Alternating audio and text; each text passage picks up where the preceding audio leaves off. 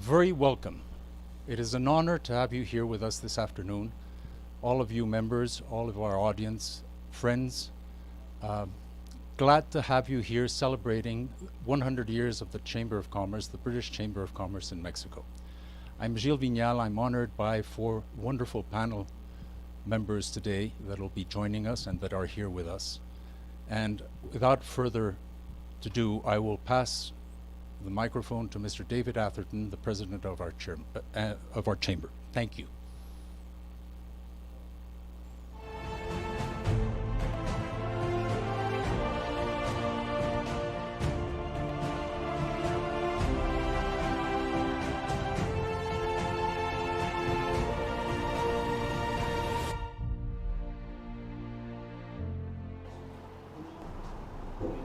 Thank you, Gilles. First of all, I'd like to welcome all of our members who have spared some time to be with us this afternoon. I would also like to welcome our distinguished guests, beginning with Her Majesty's Ambassador, Corin Robertson. Thank you, Ambassador, for joining us. Licenciada Silvia Hernandez. Thank you for joining us, Silvia. And Ambassador Andres Rosenthal. I'd like to just have a few words before I turn it over to our panel. As we begin this year of celebration, I'd like to ask that we take a moment to remember those who are no longer with us and who have lost loved ones. The theme for this evening is celebration, made all the more special by the fact that through thick and thin, our community has stood with Mexico for over 100 years. We look forward to the next 100. I'm sorry I break up a little bit, but I'm sure you understand this has been a rough year for everyone. So, and I'm sorry to do this to you, Corin, but the floor is yours. Thank you, David, and absolutely share. And I think we all share your emotion and your sentiment. I think it's been a really, really tough year for everybody, and I think all of our hearts go out to all of those watching and participating today who have lost loved ones during the pandemic. It's been a really tough time.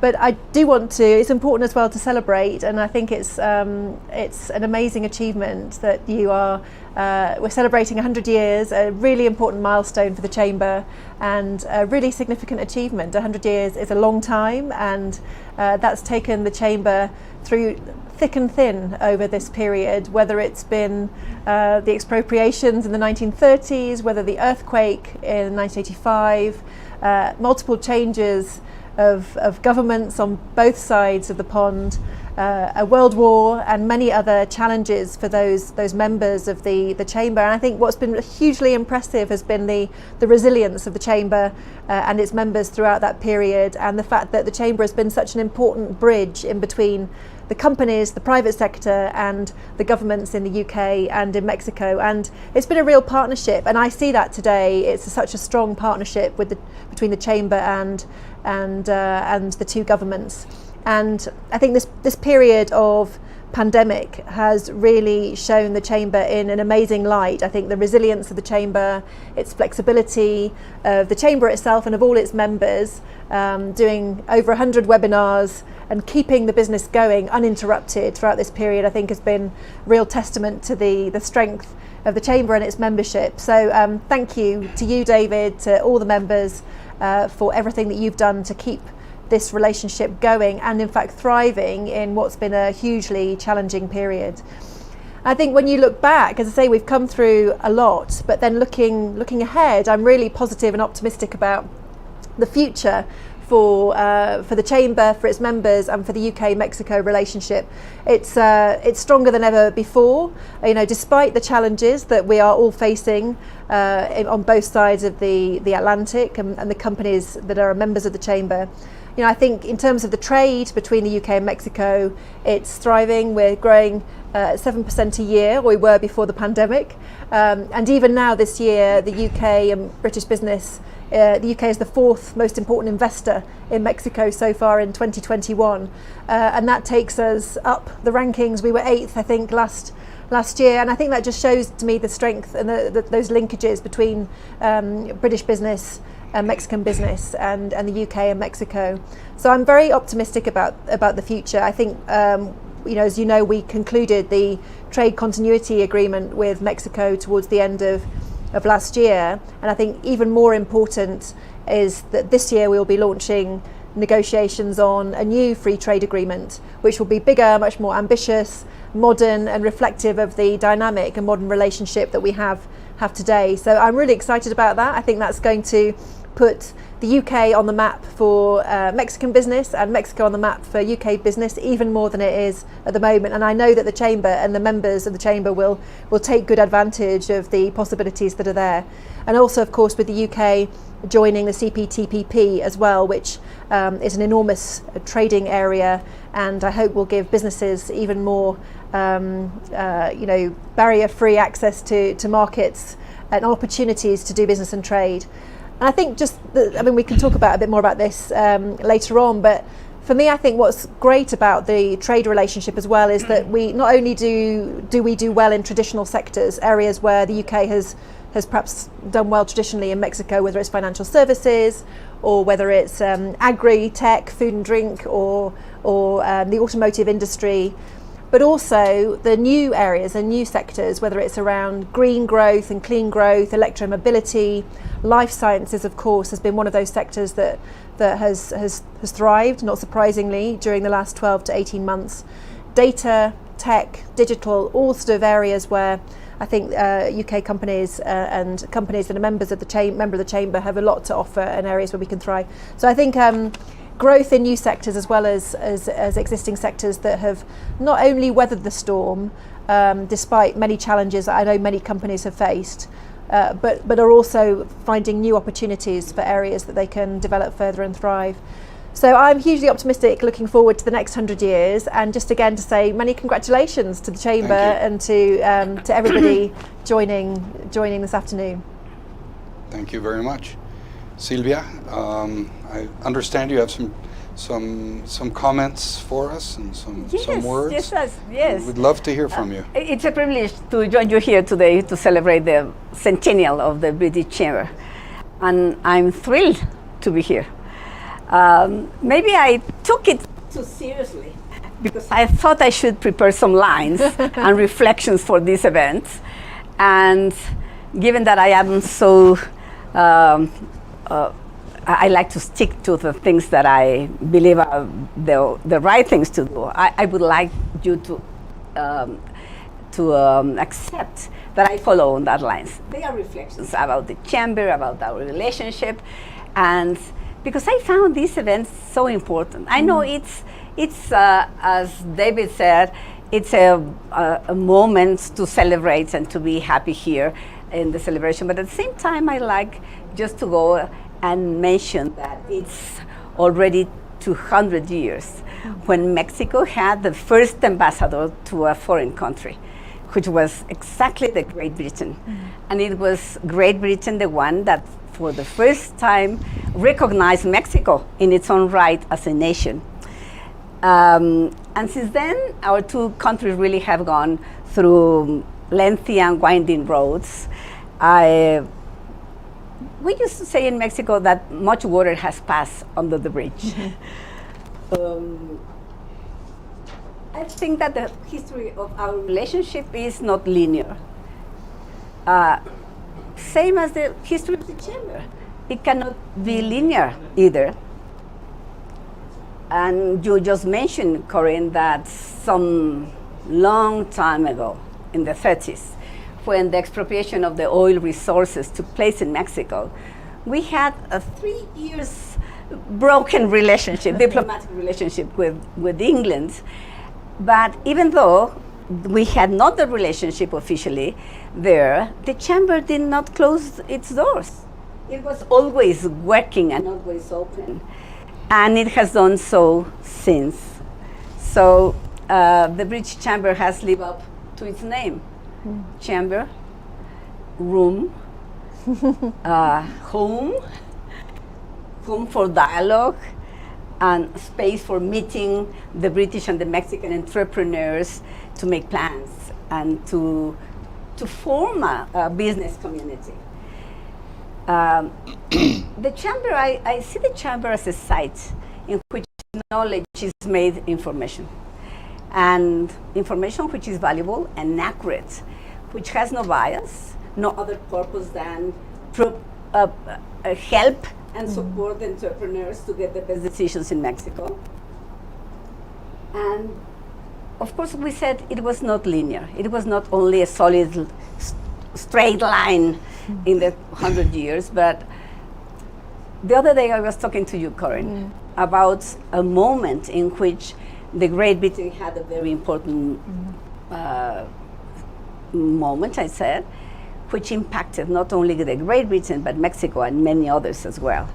So when the United Kingdom, with the referendum, when the referendum in the United Kingdom resulted in the decision to leave the European Union, your Britain's Mexican partners share many of the questions that I'm sure that were circulating in the UK. What impact would that have in our economy, in your economy, on trade agreements that we had put together in Brussels? I need not to rehearse that debate because it's so familiar to you. But I like to reflect on that period. That period where uncertainty was the word to describe it.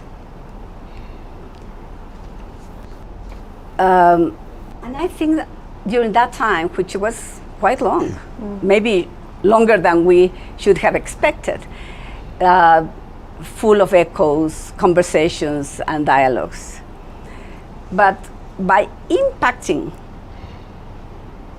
the virtue of impacting the relationship between the United Kingdom and the European Union, Brexit had an impact almost on every other diplomatic and commercial relationship that Britain had, including the one with Mexico. Today we know that the United Kingdom is in the process of leaving the EU, but we know as well that the relationship of the Great Britain with Europe remains central, vibrant, and robust. Here I come to my field. Political decisions such as these affect cultural relationships, in a way. But they certainly affect and have an impact on commercial and investing partnerships that underpin much of modern diplomacy. On the other hand, political decisions can be revoked or ratified. Democratic societies are societies of compromise. No one can win all or lose all. And no decision can be made without the possibility of future changes. In democracies, every decision is subject to change or modification. In some cases, even subject to reversal. In 2018, in Mexico, we elected a new government. That government has centered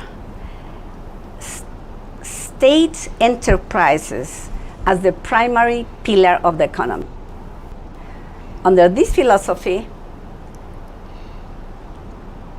competition and a number of market forces have become suspects. Our current government seeks to make profound change. They call it a deep transformation. But it means a change in the trajectory of economic openness that previous administrations had been pursuing for almost 30 years. We are in the midst of an encounter, Andres, don't you think that? An encounter of two visions of what Mexico can be. Our partners around the world, the business people and investors who make up this body, are watching us with uncertainty. My view is that we will transverse this moment of uncertainty with the aid of the institutions and under the rule of law. My hope is that we will do that so swiftly and soon. As Brexit did, the Mexican moment calls on actors across the board, politicians, private sector, judicial powers, to think on the uncertainties and possibilities to lie ahead and to resolve them in the most constructive way possible. We must do so before the next presidential election. I want to contextualize this moment if it's not a long presentation already now. Contextualize that in the light of the unpredictability of the events of that break of the UK-Mexico relationship in the 30s. And in the immediate shadow of the queries and challenges raised by the Brexit. Throughout those moments, the British Chamber in Mexico maintained their role and position as a place of dialogue. It is a chamber for disagreement and also for compromise. A crossroad for partners, innovators, and the ideas of the future to meet. As the chamber reaches its first centennial, we must celebrate not only the presence of the chamber in Mexico, but its legacy. We know that periods of challenge bring about periods of transformation. I see that I have to look at that place and not to the screen. Sorry, thank you for the notice. Our current experience makes me more, not less hopeful, that the British Chamber in Mexico will celebrate, as you said, Ambassador, a bicentennial when the time comes. Our long history makes me certain that this will be the case. If I'm being frank, the only times I fear the chamber's future in Mexico are those times when spirited WhatsApps, conversations about the fate of the English, the Scottish, and Welsh football teams are taking place on our group chat. Before I wrap up, let me dwell for a moment on this question of football. A sport that was brought to Mexico by English miners more than 100 years ago, who were working in the Real del Monte, small town in Hidalgo. If it weren't for football and the passionate fans, what shape do you think would be the television industry in Mexico? Or perhaps, more significantly, our beer and brewing industry, our countries, our peoples, our passions. We have shaped one another. With continued energy, we will continue to do so for another 100 years. Thank you. Thank you, Silvia. Thank you very much. I think you've encapsulated it very well, and I think as in any relationship, there are always ups and downs, and it's never a straight line. And we'll be around for the bicentennial, even if we personally aren't. I know I'm not planning on being around. I think we will not. I don't think I'm planning on being around. But I think the chamber will be around, and the chamber will be healthy, and the relationship will be healthy. I'm sure of that. Bicentenary of diplomatic relations, though, is not that far around the corner. So that's something the Chamber will I hope will be around for. Absolutely. Only a couple of years away. Absolutely. Ambassador Rosenthal, your thoughts? Andres, you thought that After this absolutely magnificent presentation, it's well. First of all, thank you very much for inviting me. I probably am invited mainly because I was Mexico's ambassador to the UK. I had the fortune. No, we of actually being- like you. You do. Yeah. Great. and you are the expert here. I was posted to London twice in my career. I have a daughter that was born in London and is a British citizen because Britain had not yet changed the law allowing or prohibiting diplomats from obtaining citizenship. What brings us together here today, the 100-year anniversary of the Chamber, is, I think, one of the very, very clear manifestations of the relationship we have between Mexico and the UK.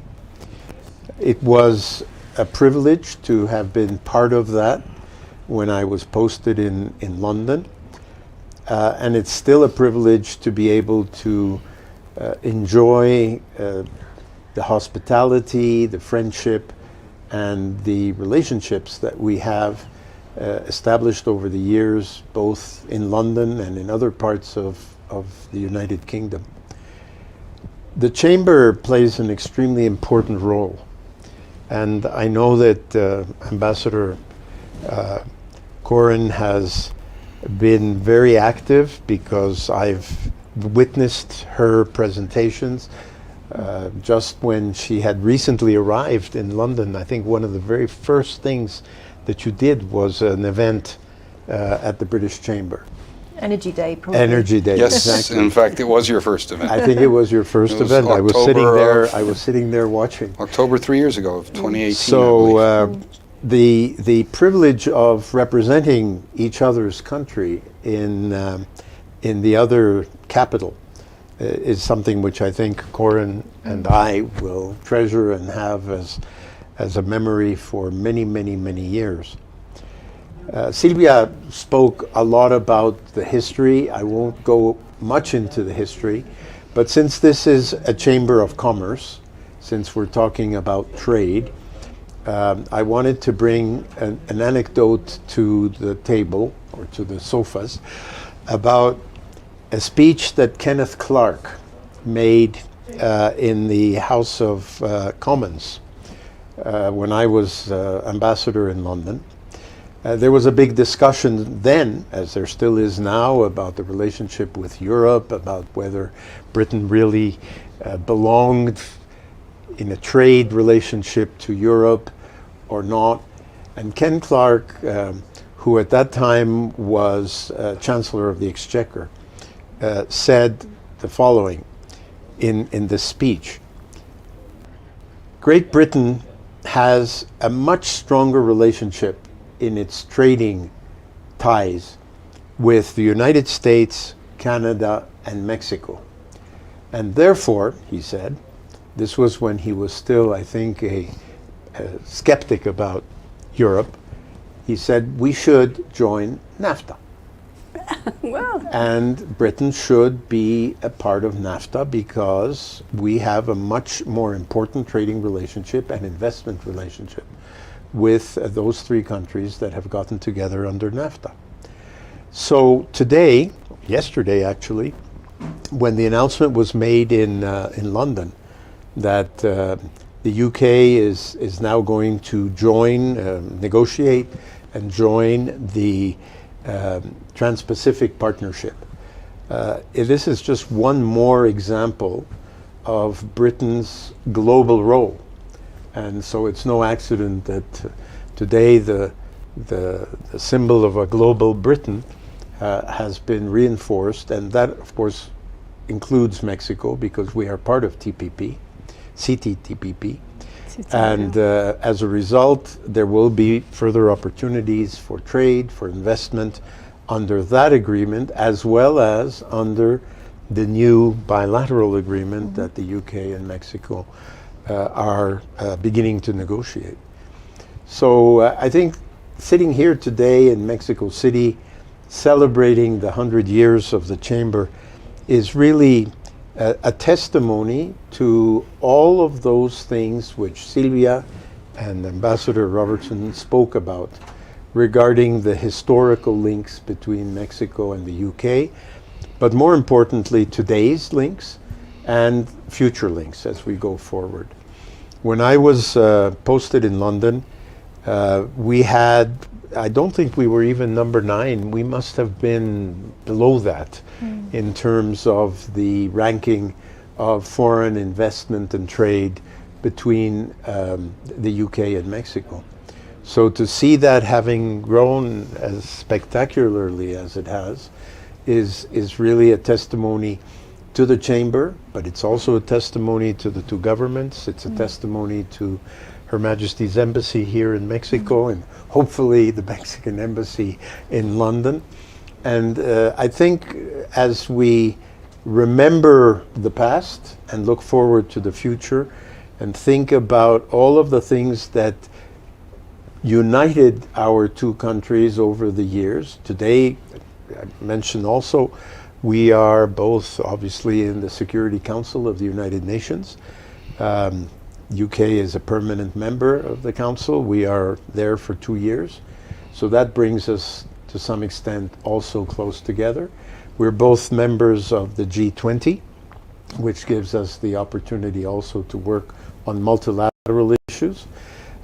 We are both very clearly committed to the issues of climate change and environmental sustainability. I won't talk about this government's position on these issues, but I know that Mexicans, myself and others, are committed to climate change issues and environmental sustainability. I serve on the board of a British bank here in Mexico, HSBC, member of the Chamber. And we talk about sustainable banking, sustainable investment, sustainable finance every single time we meet as a board. This has now become, I think, the leitmotif of most companies and operations, whether it's in financial services or in goods or whatever other types of investments there are. And I think that for Mexico, the support and the help and the assistance that we have managed to put together with the United Kingdom has been extremely helpful and has prepared us for what is now a new administration in the United States, which is also committed to climate change and environmental sustainability. So all in all, it's a privilege, an honor to be here, especially with Corin and with Silvia. I've met Silvia, gosh, over 40 years ago. Some years ago. Some years ago. You had always when been Silvia important. was Minister of Tourism, I received her in London at the embassy. Yes. So we had the opportunity of working together. And then when she was a senator, we worked a great deal together on issues of migration. Migration, yes. So it's really a pleasure. And David, I must thank you for including me. Not at all. Gilles as well, off in the distance there. As director of the Chamber, brother of a very illustrious Mexican diplomat who was a colleague of mine. So again, thank you very much, and I look forward to many, many more celebrations here, even though not the 200-year one, because none of us will be here. around, but at least celebrations of other types. So new investments, new trade links, visits by prominent British officials and personalities to Mexico. I had the pleasure of having been present when Her Majesty came to Mexico. I was here and had lunch with Prince Charles when he came to Mexico. So there have been a lot of anecdotal moments in my life, in any case, related to the United Kingdom. And Corin, I think you are a wonderful representative of your country here. You've done a wonderful job. I know how intense it is. I know how much is asked of you and your time. But you can be really proud of a wonderful stay in Mexico. And Silvia, you and I have to go back to London someday and soon. enjoy We will do it some soon. gastronomic wonders, because when I first was posted in London, the food situation was not what it is today. Today, London is really, I think, one of the gastronomic capital of the world. I think there is no city that has more to offer in terms of diversity of food than London. Also, other diversities of ethnic. Didn't you like the kidney pies? I love kidney pie. Kidney pie. Shepherd's I love it. pie, I love it steak and too. kidney Shepherd's pie. pie and kidney pie. Absolutely. But now you can. There isn't a country, Mexico. Mexico. We have at least two good Mexican restaurants, run by Mexicans, owned by Mexicans in London, or around on the outskirts of London. So.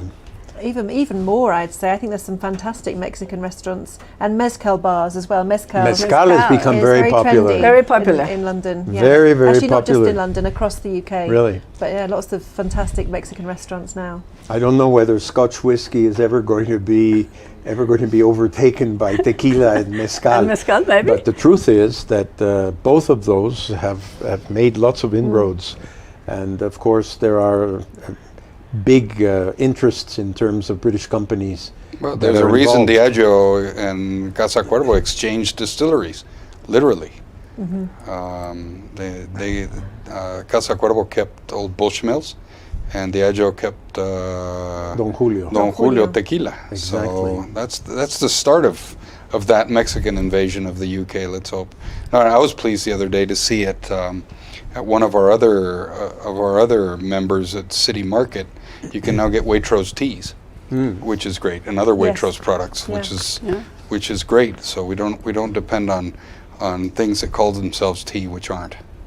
Well, whiskey and gin, coming the other way around, whiskey and gin obviously do well in the Mexican market, but we're expecting a growth by 40% growth in whiskey and gin sales in the Mexican market in the next few years by 2025. So I think we're seeing that boom in both directions actually of British products here in Mexico, and again I think Mexican I'm sure going it'll be the same for tequila and mezcal in the UK market, I'm sure. Now that this is a moment of anecdotes and the really strong ties that link us together, coming to the chamber, I was talking to my son who just came for a few days because he's working in somewhere else. I said, Ma'am, this is a family that it is very Anglophile, the Anglophile. Although my English does not reveal that. You have fabulous Your English is fine. I went to the London School of Economics for 2 years, and then the first option for my kids to study was Maria. She is an Oxford graduate, a lover of Shakespeare, and my son was to the Fine Arts University in London. So they said, it was you, Mom. It was you and my dad. There you go. So it's part of the role of the British government, because you have put together these, let's not say massive, but solid number of grants and opportunities for Mexicans to go there. That we were talking about more than 20,000 Mexicans, young Mexicans, preparing themselves as postgraduates in England. I think that's the educational links, I think, are something which we are really proud of, actually. And I think it's wonderful to be able to have a scheme like for instance the Chevening The scholarships, which mean that the students from whatever their background and whatever their economic means in Mexico can go and study their master's degrees in the UK. And I think one of the important points for me about that is the condition for taking up that scholarship is that you promise to come back and then contribute to your own country. Your own and the country, future. yeah. And we've got a wonderful now network of Chevening alumni here in Mexico who are doing amazing things for this country, and but they're also great ambassadors for the UK because they've had that experience. So during the pandemic, for instance, quite a few of our Chevening alumni were making wonderful contributions in their own areas of expertise, whether it was in the medical sphere or in the civil society sphere or in the private sector. And it was great to be able to see that and sort of see some of the examples of Chevening scholars who have made an amazing contribution to Mexico. And you know, it's a privilege for us that they spent some of their careers in the UK, because I think we really benefit from that, the nutrition of the British society and culture by all the fabulous Mexican students that come and really throw themselves into life in the UK. One of the very great jobs that go with being Mexico's ambassador to the Court of St. James is precisely what Corin has just mentioned.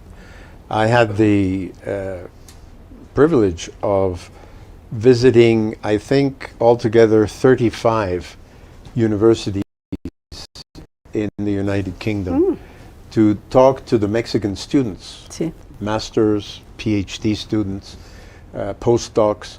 At that time, I think there were about 12,000. So if there are now 20,000, that's an indication of a great increase. As a matter of fact, then, and I suspect now, after the US, the UK has the largest contingent of Mexican postgraduate students Absolutely. in the Second world. option. In the world, Yeah. which is fantastic. And then all the other parts of representation, obviously the trade and investment promotion part, the cultural part. There's a tremendous amount of thirst for Mexican culture in the UK. We put on a good number of exhibitions, including the big Aztec exhibition at the Royal Academy, together with smaller exhibitions in Whitechapel and in other galleries. There is the political connection, if you like, on the multilateral and bilateral side. So one of the joys of being an ambassador to the UK, and I'm sure Corin can have that same impression here, is the variety of the relationship. It's not a single relationship. I mean, you know, having been also Deputy Foreign Minister for North American Affairs, really 2 or 3 things that took my attention the whole time. Most of them were very negative because they had to do with problems.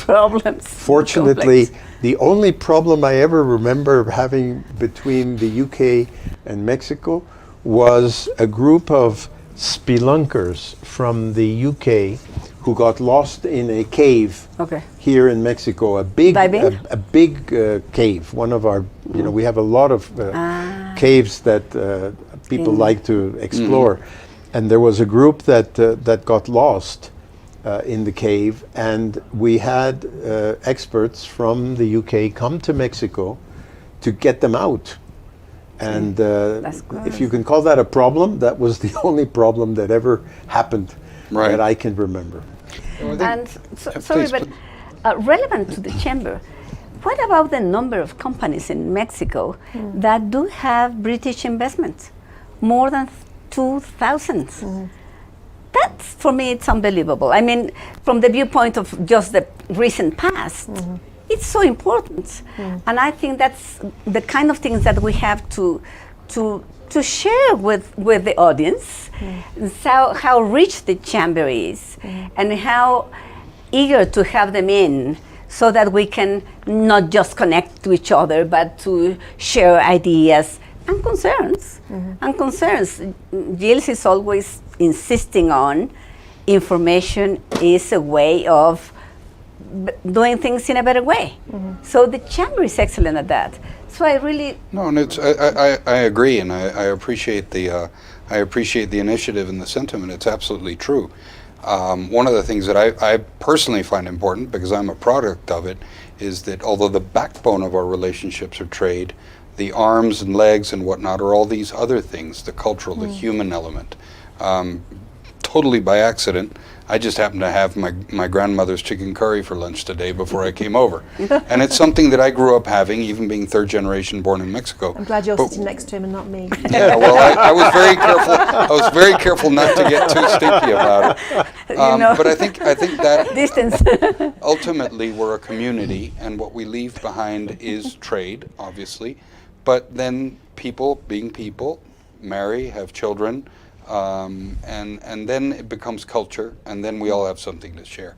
And on that vein, we have a lot of questions that have come in from our audience, and I'd like to start with in the order that they've arrived. There's some actually excellent questions here, and if anybody'd like to take this question, what would the areas of cooperation or opportunity be now that the UK has left the European Union?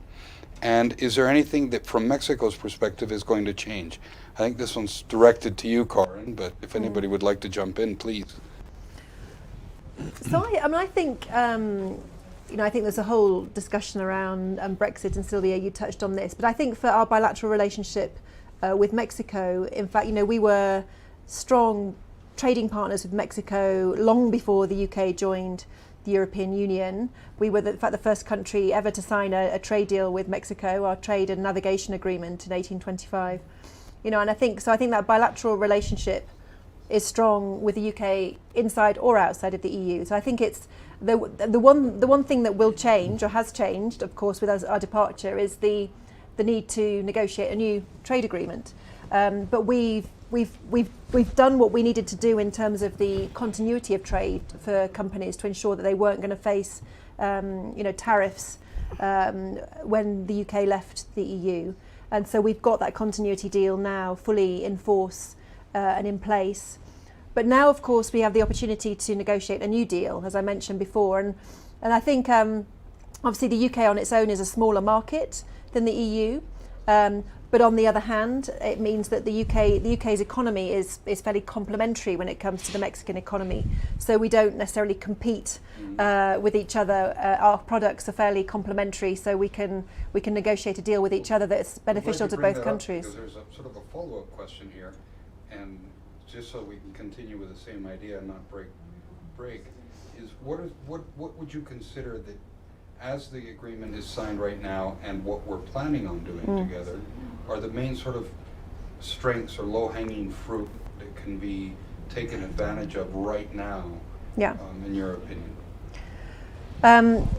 So I think, of course, the trade continuity deal was securing, as it says on the tin, what we had.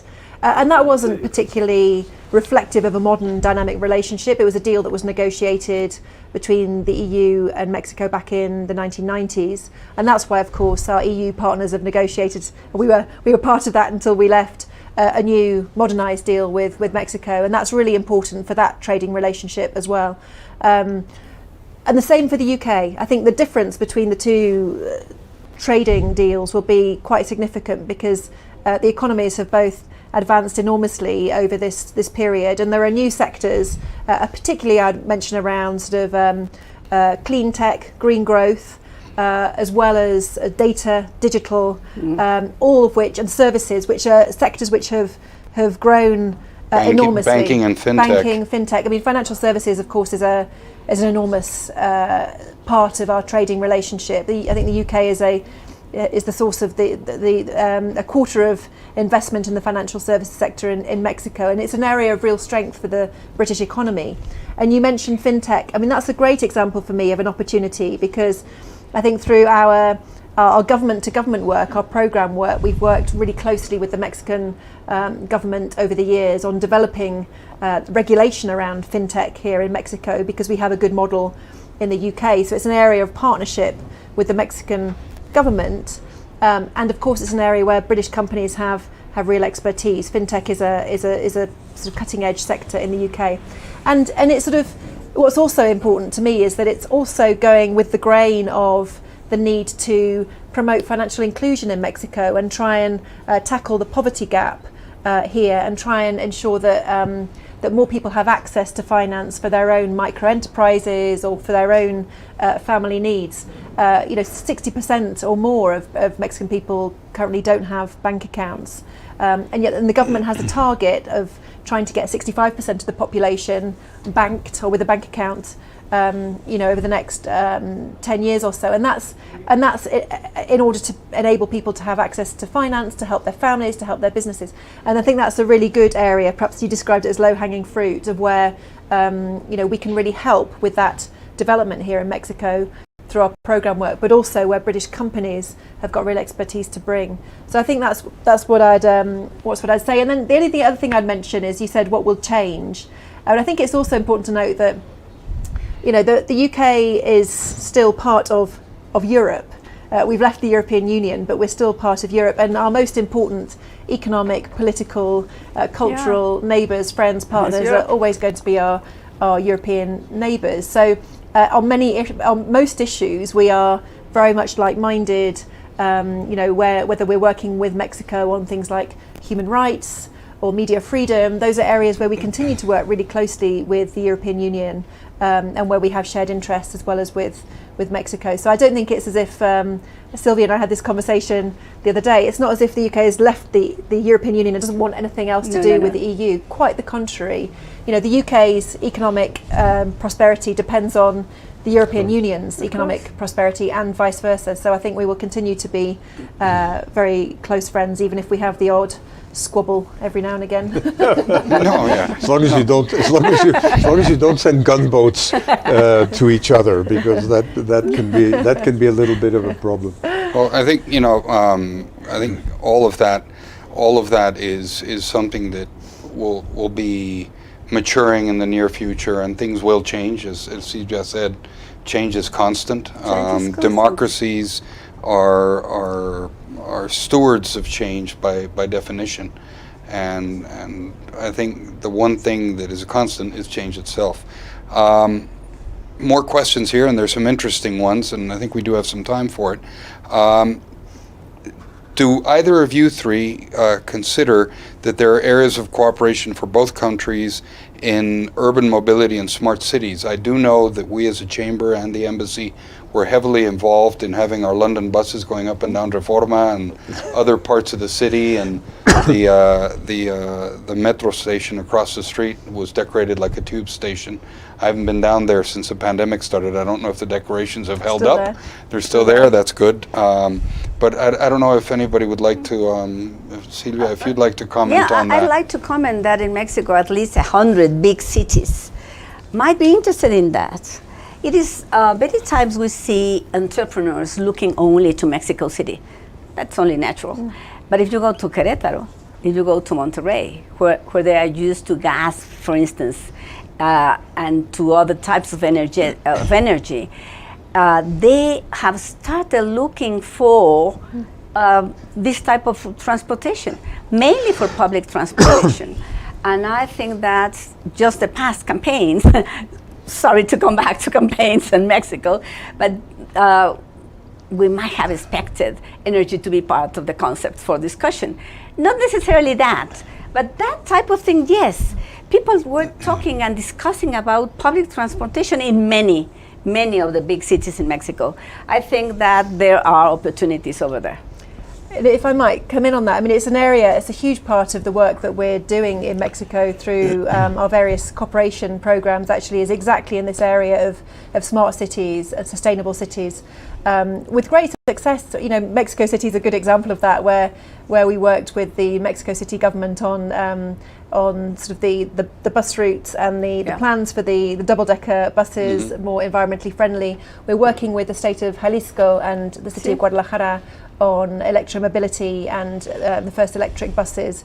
You mentioned Querétaro, Monterrey, other cities where we're doing a lot, and there's a real enthusiasm. Probably goes back to your point, Andres. There's an awful lot actually of leadership in Mexico, whether at state level or city level, or in civil society or the business community around green growth and clean growth. I think zero emissions vehicles as well is an area where the Mexican government at federal level is very active as part of the preparations for COP26, the climate change summit that we're hosting in November. The Ministry of Economy here is doing an awful lot in the space of zero emissions vehicles in terms of that strategy, which which we're working with them on and supporting very much so. I think there's a lot of great examples, and you're absolutely right. There's lots of big cities here in Mexico, and we can learn a lot as well from the way Mexican cities tackle the challenges around sustainable development, and I think it's a great area for cooperation, and where I think we're making some real progress. I'm sure, Corinne, that you agree with me that federal government is one part of the map of actors, but state governors and, of course, as you said, municipal authorities, they are relevant and important potential partners for this type of issues and fields. I'm sure of it, because although we used to say that outside Mexico everything is small, it is not so now. Yeah. So I think state and municipal authorities are attractive for this type of partnership. Luckily, we still have a lot of questions to go, but we're running out of time. I would like to touch one final. I'm going to put 3 questions together, because we sometimes get into the weeds with very technical, very sort of energy related and technology related and finance related. But I'm very happy to see that apparently we have, if not artists, people interested very much in the arts and culture in the audience today. And one of the things that they've asked is that during the dual year between Mexico and the UK, the creative industries, things like IT and design and art and whatnot, were considered key sectors for the relationship between Mexico and the UK. And this is where I add the other questions. There are 2 other questions asking, one, if there's any possibility that there could be some sort of a collaboration between the British Museum and the Mexican Ministry of Culture. And the third one is that on the occasion of the Mexican Independence celebration, the Chamber might help organize a special cultural event with the Mexican federal government or the Mexico City mayor. Before allowing our panel to answer, let's not forget we do have a huge British influenced event in October, the Formula One, which is very much influenced. It's no longer technically a British company, but since 90% of the teams are based in the UK, I'm still taking that one as a win for the team. But aside from that, what are you all's thoughts, especially having been tourism minister, having been ambassador to the UK, and in your current post, the culture part is very, very important. What are your thoughts on? If tourism is a sign, if tourism sends a signal of how interested British people are on Mexico, let me just share with you that more than 500,000 British people come as tourists to Mexico. Just before pandemia in 2019, it was close to 600,000. The third source of tourism to Mexico. I'm sure they like to come to Mexico not only because the weather was okay, but because of culture. I'm sure that culture might be a link, very important. Not might be, I'm sure it is. It always has been. I think historically, some of the most important work by Mexicanologists has been done in the UK. One of the great histories of Latin America, including Mexico, has been published by the University of Cambridge in the UK. I myself, in answer to what might happen this year, am organizing the very first Latin American conference that Chatham House and the Mexican Council on Foreign Relations is going to hold here in Mexico City, where we're going to have a plethora of people panelists, speakers from the UK, from Mexico, and from other countries in the region.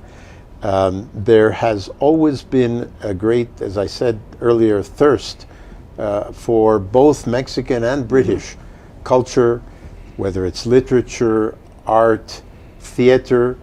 Before the pandemic, we used to have here, right across the way in the National Auditorium, the performances by the National Theatre, the British National Theatre, opera. I mean, wherever you look, there have always been, and will continue to be, I'm sure, examples of cultural links between the two countries. And I think, you know, just most recently, one of our great female writers, Valeria Luiselli, won the Dublin Literary Prize, which is one of the big prizes. It's Irish, not British, but it's close by, so it's important. And so I think there's no question that the cultural link is there, and probably one of the strongest ones, perhaps after Spain, because of historical reasons. I agree. I think it's a link that's alive and incredibly strong. I mean, our lead ballerina in the English National Ballet is Isaac Hernandez, or bailarin, a Mexican, and equally we've got football players in the Premier League, Raúl Jiménez and others. The English National Ballet would have been here last year if it hadn't been for the pandemic. And I think the museum to museum cooperation is absolutely there. In fact, a really good example of that, mentioning the British Museum, must have been 2 years ago, where a fantastic collaboration between the British Museum, the Museum of Anthropology, Google as well, effectively uploading and creating a digital space for all the British Museum works, which were the moulds of the Mayan ruins in Mexico that were produced by Alfred Maudsley, the archaeologist in the 19th century, who came and visited the ruins, was a real expert. He sort of mentioned that expertise at the time, created these moulds which are now exhibits in the British Museum. Obviously most people in Mexico won't get the opportunity to see them and visit them, but through this collaboration between the Museum of Anthropology, the British Museum and Google, they've been created, a digital exhibition was created that schools all over the country can access and compare what the ruins looked like back in the 1800s to what they look like today and learn about. So I think those kind of collaborations for me, which are inclusive, which help to bring together expertise in both countries and showcase in a way that's accessible to everybody, some of the great cultural links, I think is really important. Well, thank you very much. We have a little something for the ladies here. For the gentlemen, our heartfelt thanks. Thank you very much. Thank you. How kind. Thank you, Gilles. And beautiful. I would also like to ask Ambassador Rosenthal Gilles, to thank lead us you. in a toast. Thank you so much. If we could. We have a little bit of champagne here. Wonderful. I think on behalf of Ambassador Robertson, on behalf of Silvia Hernandez, myself, thank you very much, David. Thank you, Gilles. It's been a wonderful hour talking about UK and Mexico, and I think I can only end that hour by inviting those present here, as well as those who are following us virtually, to raise a glass to British-Mexican friendship, to the Chamber, to the coming 200 years of formal relations between Mexico and the UK. Correct. In 2025. So And let's cheers, salud. Let's do a year of celebrations. A whole year. Celebrate the day. Me parece muy bien. Yeah. A whole year. A whole year. Salud, Cheers. Muchas gracias. cheers. Felicidades Thank you. a la cámara. Felicidades. Un Gracias. gusto, muchas gracias por Congratulations. estar Gracias. por ser invitada a este grupo. Excelente, gracias. Gracias. Mucho gusto. Gracias. Gracias.